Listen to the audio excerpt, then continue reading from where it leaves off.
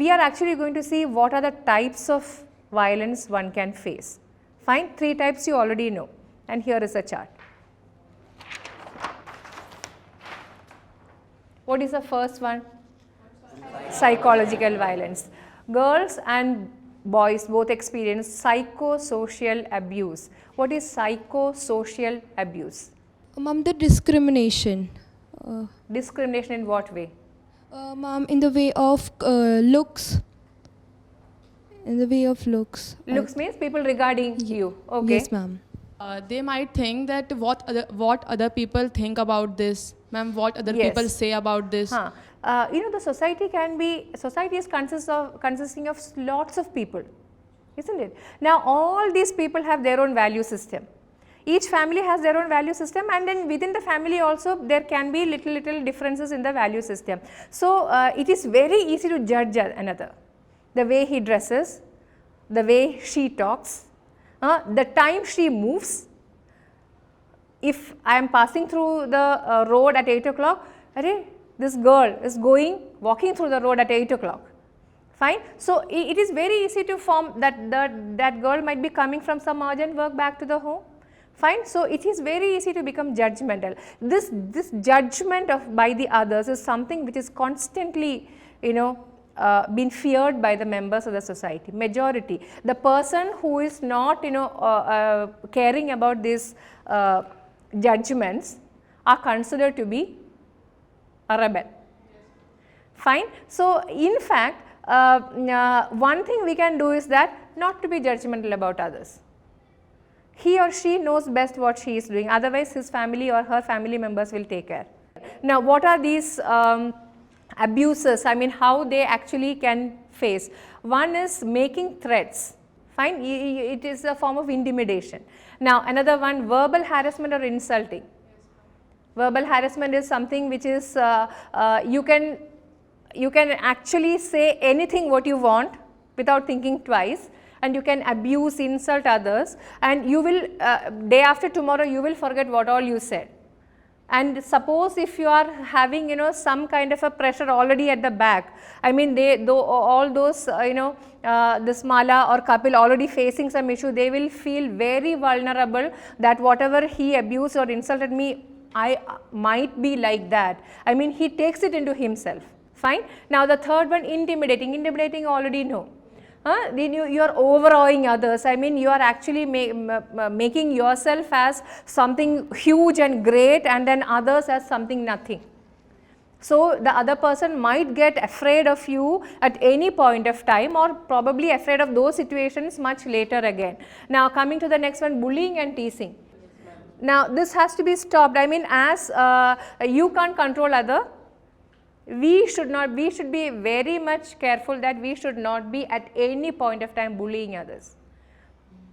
If you don't do, see what I am going to do. This is again another bullying. Fine. And in this way, you are actually, by bullying and teasing, you are actually forcing other person to do something what he or she does not want. Fine. So this is another one. Now coming to this one, abusive language, another very common issue with us. Abusive language. The second word people tend to abuse. You know, I read one study somewhere, the person who uses abusive words which is not decent are basically cowards themselves. They want to make others feel that I am bigger than you and I am not what I am. I want to present myself as something very big, and then by hearing this abuse, then the other person should feel afraid of me. That is why, because you are a coward, you use abuse on others. Now coming to the next one, emotional manipulation and exploitation. Blackmail, you have heard of the term. Now you have a picture, you have a letter, you have something, and then you keep threatening the person that I will be using this against you. Fine. How to avoid this emotional manipulation? You are actually constantly, if I am blackmailing you or if I am emotionally manipulating you, you are constantly looking for weak areas of the other person, and you are constantly, you know, tightening the screw of that emotions. You are constantly playing upon the other person that this man or this child or whosoever it is weak in this area, let me play upon that fear. Fine. So, what is one way of escaping from this emotional manipulation? Ma'am, just face them and just give them a simple reply about what are they doing to us. All right, face them. Fine. Mentally strong. Mentally strong. Yes. Ignore it. Ignore. How much will you? Okay. Now one more thing. When do somebody come and blackmail you? When you do everything all right and perfect, or when you do something slightly not acceptable? Slightly not acceptable. Now, when you are doing something slightly not acceptable, you should be aware that I have done something which is slightly not acceptable.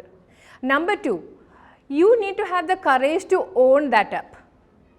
The best thing to move on in your life is that if you identify your mistake, you simply have decided that, okay, I did this mistake, accepting that, and how can I remedy that. And probably you are all very small, you just go to your mother or your father or whosoever is elder and say that, Mama, I did this wrong, I understand this is wrong, and in future I will not do. Then how will that person come and blackmail you? If you have to be admitting your mistake, you need to be extremely strong. You need to be strong that, and how does that strength comes in? When you accept yourself that I did my mistake, and then in future you be very careful you don't do that.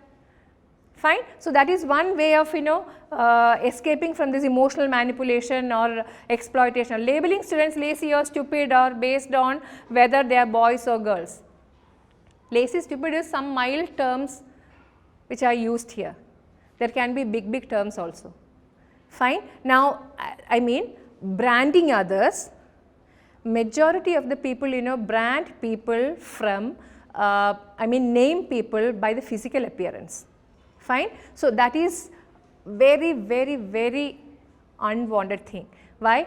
If I had a choice, I would have created my features in such a way that the best or the most beautiful person in the world. I did not have any choice in that. It plays up in the genes from generation to generation. So, why should I be talking about somebody? And physical aspects are actually being labeled, which is very common, and then there are covered, calling somebody covered, this is something, and then stupid, idiot. Nobody is such an idiot. You are getting low marks in your school doesn't mean that you are an idiot. For any human person, one or the other faculty will be very nice. A person who just cannot do maths will be very good in drawing. He can make money in his life later by drawing and selling the paintings. Fine. So, we are a mixture of abilities. The thing is that you need to identify if I am bad in something, I am good in something else also. So, there is no point of labeling students or others as an adult also. No point in doing that. Now, the next one is ignoring. When this ignoring happens, ignoring is a huge problem, and the people who ignores, who often go to this tactic, this is a form of violence basically. They are basically emotionally manipulating the others. If you found a problem, you go straight and talk. This is something you did, I am not liking, and I don't like this, and then don't do this with me, and then don't come near me. If you are continuing doing this, I am off from your friendship. You can simply talk it and finish it off also, but then he did not do, he is ignoring. These are some form of psychological violence, and this is all we might not we actually understand this as a problem, but then this is all come under the arena of kind of a violence, and if this happens for a long time, there can be severely damaging effect on the human. We are going to see the physical aspects of the violence. This you all understand: hitting, slapping, punching, kicking, mildly, very violently, varying degrees of harm. We do not have to discuss a lot among them. Now, shaking. What is shaking? Just shaking so violently that sometimes the minor fracture can happen. Shaking other person so violently, and